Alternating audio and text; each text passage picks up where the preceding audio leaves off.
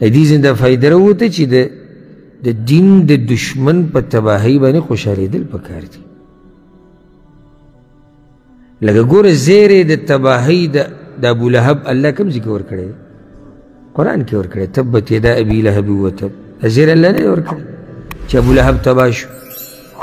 دا بعض وایي نه کافر چې مړ شوي دا غم دی او دی ولې د دنیا نه کافر لاړ او دی ولې داسې لاړ.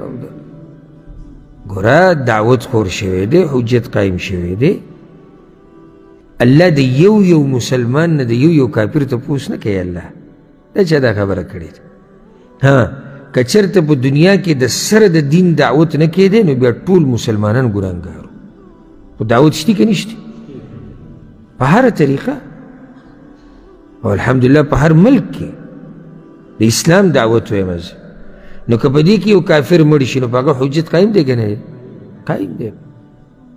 دی به دلته وایي نه چې وایي چې کافر مړ شي الله به وایي زموږ نه تپوس کوي چې دی ولې کافر مړ شو. دا به الله هلته تپوس کوي زموږ نه چې کله مسلمانانو د سره دعوت نه یې کړی نو الحمدلله خو هر ځای کې دعوت او په هر ډګر دعوت روان دی.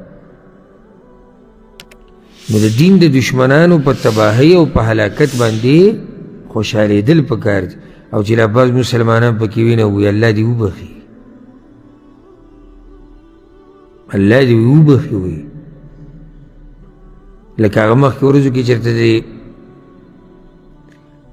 یو فلسطین کې چېرته یو ټي وي والا دا خبرونه چې نشر کوي چېرته یو زنانه مړه وه نصرانۍ وه کرسچنه وه نو هغې به دا ما مخکې نه اورېدلې خو چې را مړه شوه دې سره دا قصه ډېره ګرمه وچلېده ما نه تپوسونه مو وشي دې مسلې باره کې.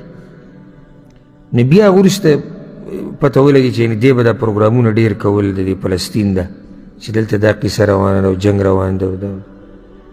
نو غیبانه جنازه به بعضو مسلمانانو وکړه وي دا به د فلسطین تپوس به یې کوه. غیبانه جنازه په کافرې باندې او الله دې وبخي او الله دې جنت الفردوس کې ځای ورکړي. بېهوده خلک د الله په دین پورې مذاق کوي.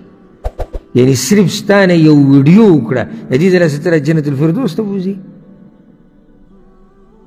او یو کافر که ښه سړی شو لږ ساعت مخکې مونږ خبره وکړه یو کافر که ښه سړی شو په یو کار کې خو دی خو ستا رب نه مني. لکه اوس یو کافر د یتیمانانو کفالتونه کوي ته به سوی چې الله دې وبخي